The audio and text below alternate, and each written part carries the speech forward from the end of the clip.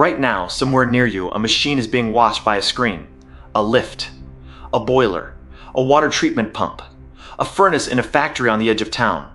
Somebody on some shift is looking at a readout that tells them the machine is fine. Pressure normal, speed normal, temperature normal. And they believe it. Of course they believe it. What else would you do? The screen is how you know. Now I want you to imagine that the screen is lying. Not broken, not frozen. Lying, carefully, deliberately, showing you a smooth and completely normal set of numbers that were recorded earlier while the machine underneath tears itself apart. That is not a thought experiment. That happened. It happened at an industrial site in Iran over roughly a year, and it is the single most important thing about the piece of software we are going to talk about for the next half hour. Because plenty of malware steals things. Plenty of malware locks your files or empties your account or watches what you type. All of that lives inside the computer. This one reached out of the computer and broke metal. And the strangest part of the whole story, the part I still find hard to believe, is how it was found. It was not caught by a government. It was not caught by a defense contractor or an intelligence service or any of the people whose job it is to notice this kind of thing. It was found because some machines in Iran would not stop rebooting, and a customer complained to a small antivirus company in Belarus. That is where we are going. By the end of this episode, you will understand what Stuxnet actually did, how a handful of researchers scattered across the world pulled it apart, why almost everything you have heard about who built it has to be spoken carefully, and why every security professional alive now divides the field into before this thing and after it. Let us start with what it was aimed at. To understand the attack, you have to understand the target. And the target is one of the most delicately balanced machines that industry has ever built. A gas centrifuge for uranium enrichment is, in principle, simple. A tall metal tube, gas inside. And the tube spins.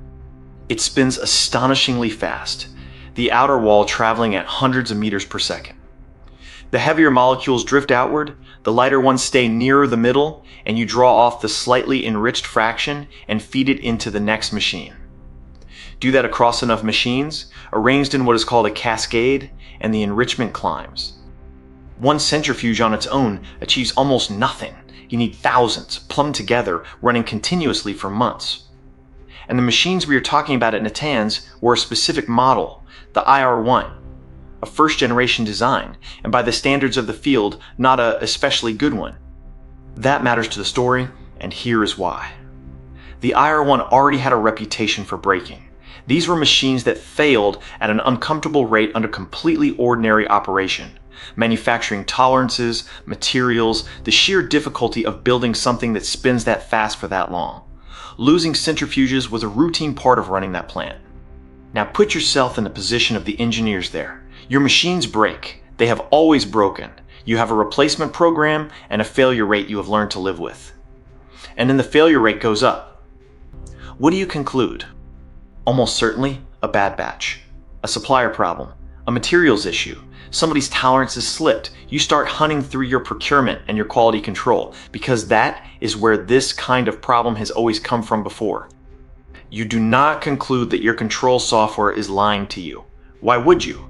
Nobody in the world had ever seen that happen. This is the part of the design I think is genuinely the cleverest and the most unsettling. The attack was hidden inside an existing failure rate. It did not have to be invisible. It only had to look like the thing that was already going wrong. If you break a machine that never breaks, you have announced yourself. If you break a machine that breaks anyway, a little more often, a little unpredictably, over the course of a year, you may never be announced at all. There is a general lesson in that, and it reaches well beyond nuclear facilities. The most effective sabotage does not look like sabotage. It looks like bad luck, and bad luck is something every organization already has a story ready for. And here's the thing about a rotor spinning that fast. It is always, at every moment, on the edge of destroying itself. Any spinning object has speeds at which it wants to vibrate. Resonance. Hit one of those speeds and small wobbles do not stay small. They reinforce each other and grow, and a rotor that is a few thousandths of a millimeter out of true becomes a rotor that is scraping its own housing. At those energies, scraping means finished.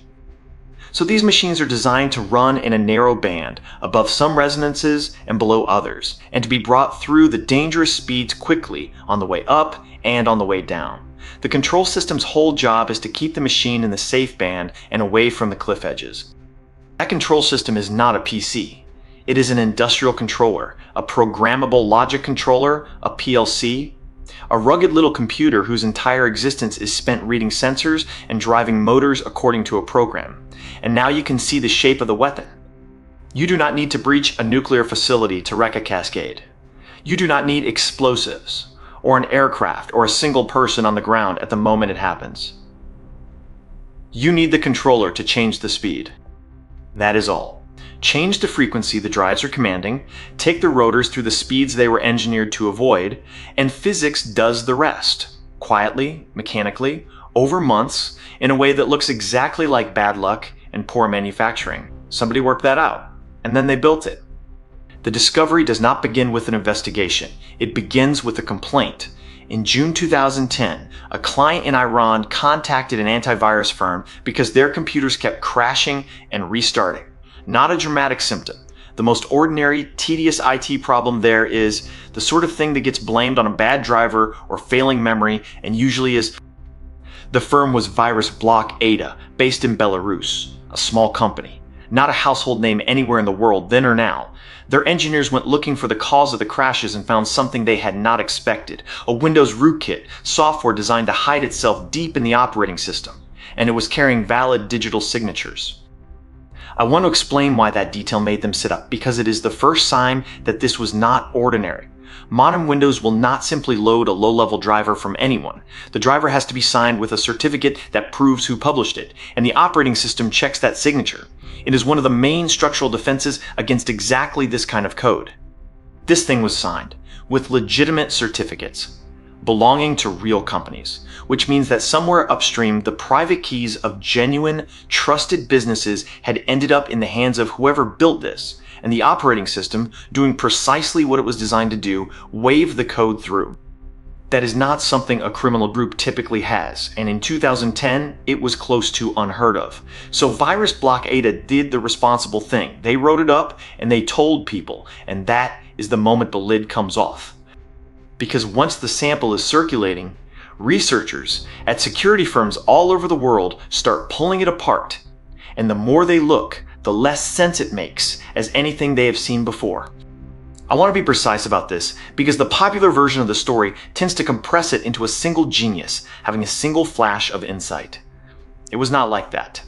Decoding Stuxnet was a months-long, distributed, largely public effort across multiple companies and independent specialists, each of whom got a piece, published it, and let the next person build on it. It was, in a real sense, an open investigation carried out in the middle of an intelligence operation.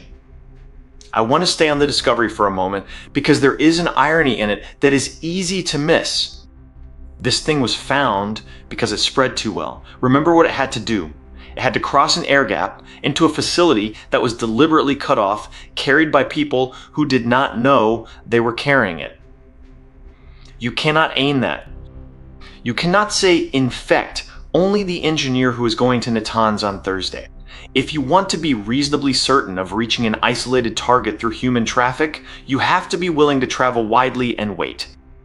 So it traveled widely. It turned up on machines in many countries, the great majority in Iran, but by no means only there. It sat on ordinary systems belonging to ordinary organizations with no connection to anything nuclear, doing precisely nothing, because the configuration check told it was in the wrong place. And that is why the world found out. An operation aimed at a single facility ended up on enough unrelated computers that eventually one of those unrelated computers belonged to a customer who complained of a company that looked properly and published. There is something almost tragic in it from the attacker's side. The propagation strategy that made success possible is the same strategy that guaranteed exposure. To reach an isolated target through the movement of people, you must be promiscuous. To stay secret, you must be precise. You cannot be both, and whoever built this chose reach. They got the result, and they lost the secret. I am not sure that trade was avoidable. There is a second thing worth saying about how this came out, and it concerns the people who did it. VirusBlokAda had no particular stake in this. They were not a policy organization. They were a small firm doing the job the customer paid them to do. Find out why these machines keep restarting. And when they found something extraordinary, they wrote it up and told the wider community, which is simply the professional norm in that industry. Nobody set out to expose an intelligence operation. A support engineer followed a crash to its cause, and the largest secret in the field fell out. That is how a great deal of security research actually goes, and it is worth saying plainly, because the myth of this field is all lone geniuses and dark rooms. The reality is far more often somebody methodical, doing unglamorous work carefully on a problem that looked boring. What the researchers found as the layers came off was a catalog of things that individually would each have been a significant finding, and together made no sense at all. Start with the 0 days. A 0 day is a vulnerability the vendor does not know about and therefore has not fixed. There is no patch. There is no defense. Whoever holds one holds a key that opens a very large number of doors, and it keeps working right up until somebody discovers it and it is closed forever. They are valuable and they are perishable, and the moment you use one, you start the clock on losing it. Stuxnet used four previously unknown Windows vulnerabilities burned in a single operation. Nobody does that. A criminal operation does not do that because a single working 0 day is a business and you protect it. Even a well-resourced intelligence operation does not usually do that because every one you spend is one you cannot spend later. 4-in-1 payload is not efficiency. It is a statement about how badly somebody needed this particular thing to work. Then there is how it traveled. It spread on USB drives. That sounds almost quaint until you think about why. The target was not going to be on the public internet. Facilities like this one keep their industrial networks separated, air-gapped in the jargon, precisely so that something on the internet cannot reach the machinery. An air gap is a real defense. It is also a defense with a shape, and the shape is this: everything still has to get across somehow. Software updates, configuration files, engineering laptops that a contractor carries from one site to another, data has to cross, so people carry it. Stuxnet was built to ride across on the thing people carry. Let me push on the air gap because it is one of the most misunderstood ideas in security, and this episode is the reason it changed. The intuition behind an air gap is perfectly sound. If the sensitive network has no physical connection to the outside world, then an attacker on the outside cannot reach it. No cable, no route. It is a wall made out of absence. And as a piece of reasoning about networks, it is correct. The flaw is that it is a piece of reasoning about networks, and a plant is not a network. A plant is a place where people work. Those people need updated software. They need configuration files and vendor patches and documentation. Contractors arrive with laptops that were on a hotel network last night. Engineers take diagnostic data out to analyze it and bring conclusions back in. Every one of those is a crossing, and every crossing is carried by a human being who is trying to do their job properly. So the air gap is not a wall.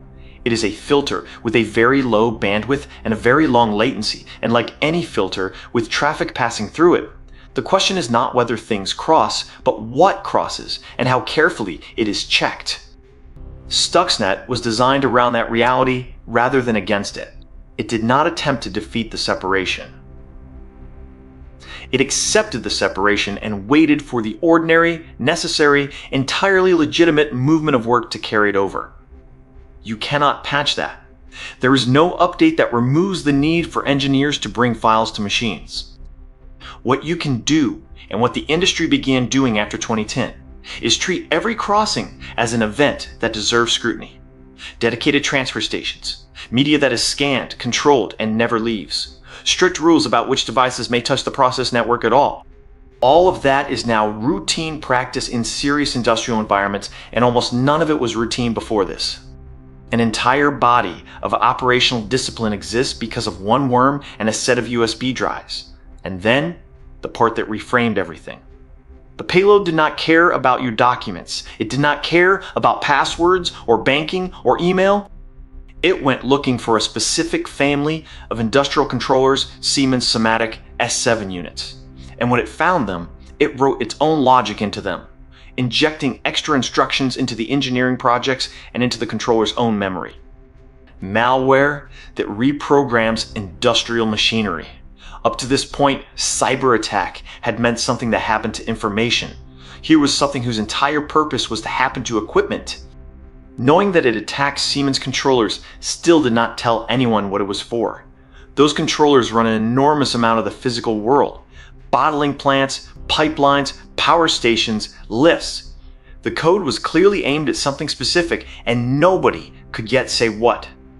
The people who cracked that part were not primarily malware researchers. They were industrial control engineers, and the most prominent of them is Ralph Langner. Langner's team specialized in exactly these Siemens systems. By his own account, they knew the products so well that they had trained Siemens staff on them. When the rest of the security world reached the edge of its expertise, that particular boundary was where his began. And what they established, working through the injected logic, was that this code was not a general attack on industrial equipment at all. It was checking. Before it did anything, it looked around. It examined the configuration it found itself in, the settings, the timing, the specific arrangement of the equipment. And unless what it found matched a very particular fingerprint, it did nothing whatsoever. It sat there, inert, on machine after machine all over the world. One of the fingerprints was the frequency the drives were running at. The code was interested in motors operating in a band roughly between 807 and 1210 Hz. That number is the tell. That is not a range you find in a bottling plant. Drives running in that band, in that arrangement, are the signature of gas centrifuge cascades. The conclusion Langner reached publicly was that this was aimed at centrifuge control systems in Iran. And once you have that, the rest of the design reads like a confession, because the code did two things at once. The first was to interfere with the machinery, altering the motor frequency commands, driving the rotors out of the band they were engineered for, and through the speeds where resonance does its work. The second was to make sure nobody noticed. While it was doing that, it fed the operator's monitoring systems recorded, legitimate, entirely normal sensor readings, captured earlier when everything genuinely was fine. Played back on demand. The people responsible for that plant were watching a screen that said the cascade was healthy, because the attacker had made sure the screen said the cascade was healthy. That is what makes this thing historic, more than the 0 days and more than the certificates. Whoever built it understood that a modern facility is not really run by its operators. It is run by its operator's picture of the facility. Corrupt the picture and you do not have to defeat the humans at all. They will defend the wrong thing, competently, for months. I want to dwell on the deception because it is the innovation that matters most, and it is the one people skip past fastest. Consider what the attacker had to solve. Damaging the centrifuges is, relatively speaking, the easy half. Change the commanded frequency and physics does the work. But damage produces symptoms. Vibration, temperature, pressure changes. Every one of those is being measured by a sensor, and every sensor is reporting to somebody. If the operators see the symptoms, they stop the cascade and they investigate, and within a week or two, somebody is looking at the controller logic and the operation is over. So the attack can not only be an attack, it has to include a cover story, delivered continuously, in real time, in the plant's own voice. And that is exactly what it did. It recorded what the process looked like when it was healthy, genuine sensor data from the real machines on a normal day. Then, while it drove the rotors out of their safe band, it played that recording back to the monitoring systems. The operators were not fooled by a clever forgery. They were shown the truth.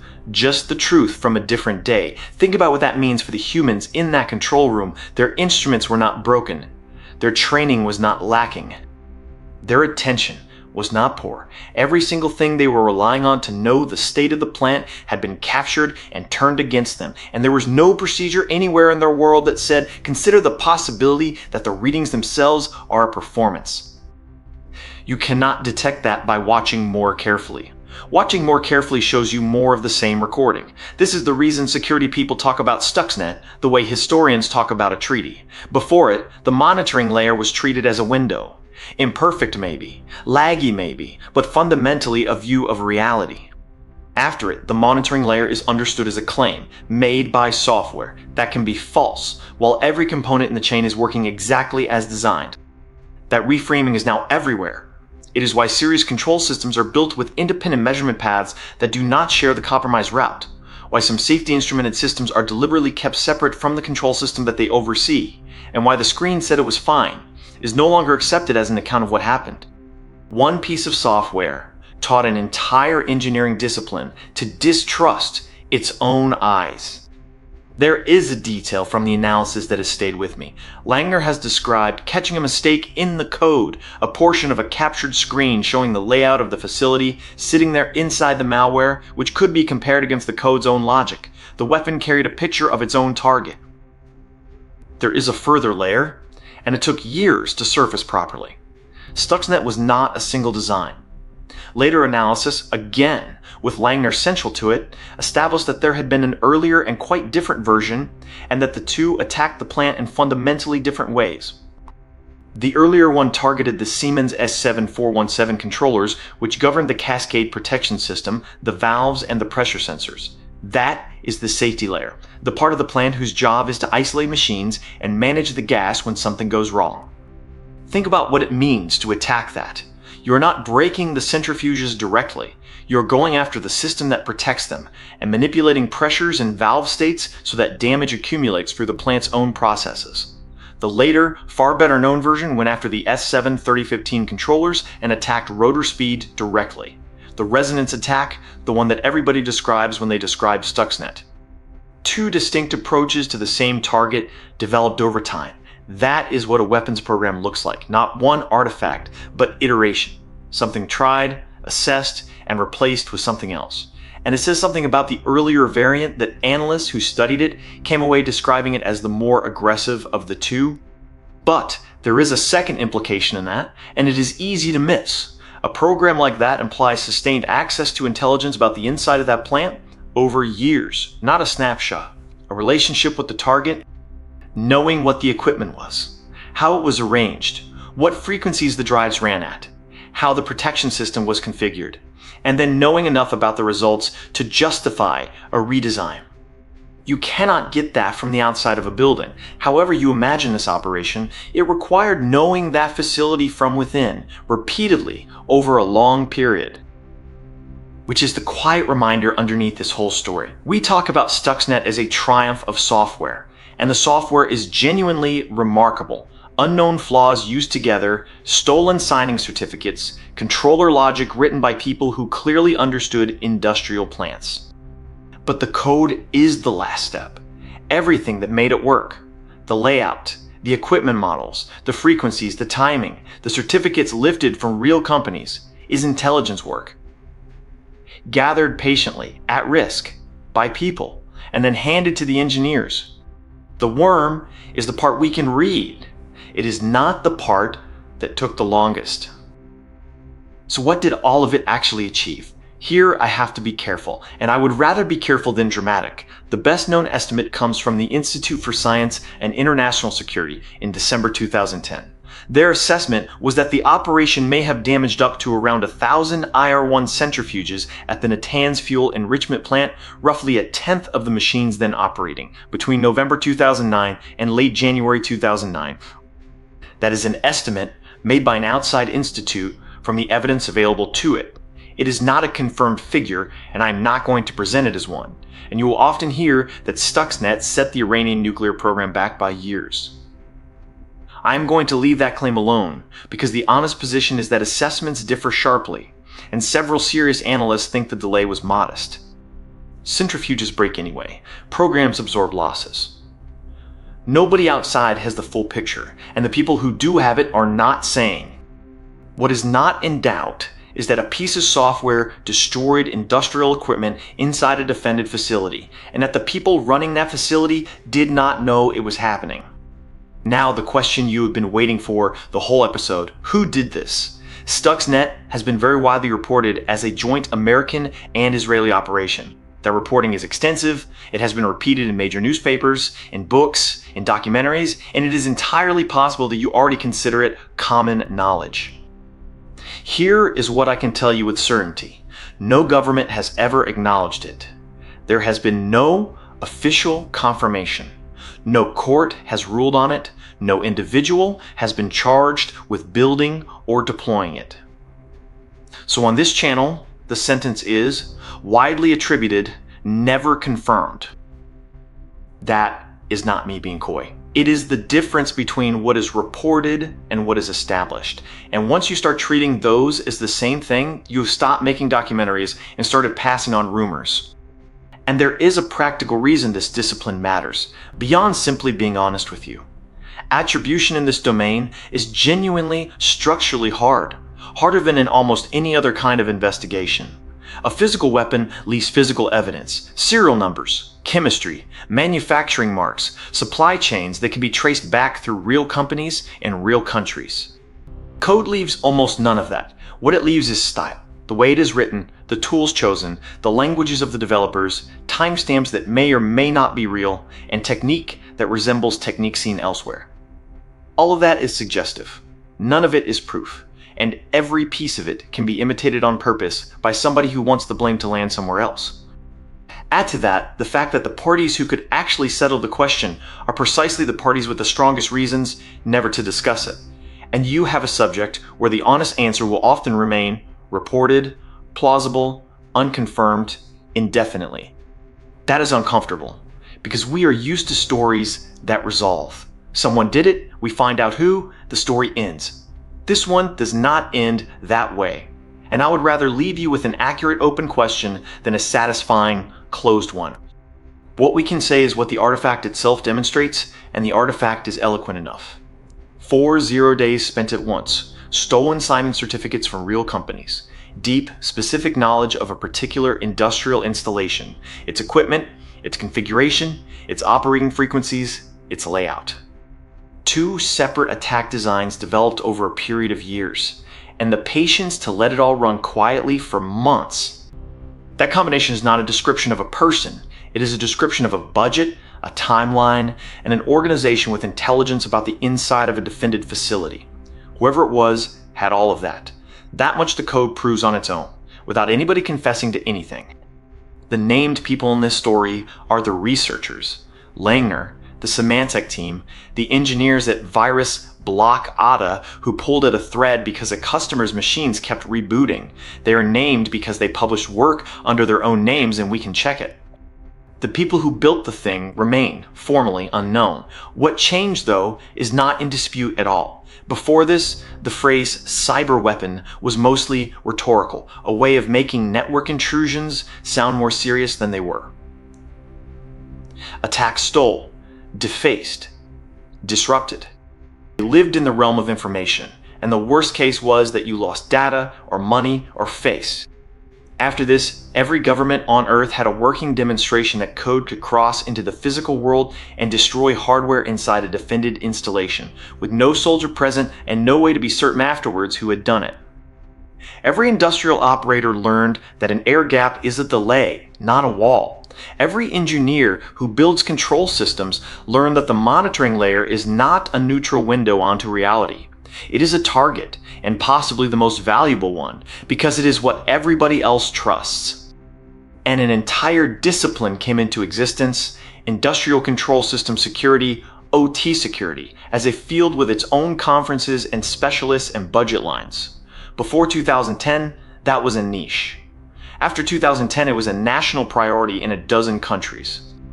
There is one more consequence, and it is the uncomfortable one. A weapon, once used, is also a demonstration. Everyone who took Stuxnet apart, and thousands of people did, because the analysis was published, learned something about what was possible. The techniques did not stay with whoever built them. They could not. That is the nature of software. To use it is to reveal it. Whoever launched this had a target, and, if the estimates are right, they hit it. They also showed the entire world how. So think again about that screen at the start, the lift, the boiler, the pump, the readout that says everything is normal. The lesson of Stuxnet is not that you should distrust it. It is that a great deal of the modern world runs on people believing a number on a display, and that belief is infrastructure just as much as the pipes are. Somebody proved it could be forged, and everything built since has had to account for that.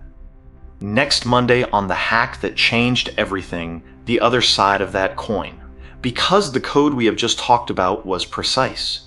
Aimed at one plant, one machine, one job, and it left everything else alone. 7 years later, something got loose. That was the exact opposite. Indiscriminate, self-spreading, and in a single day, it reached more than 200,000 computers across roughly 150 countries and stopped hospitals from working.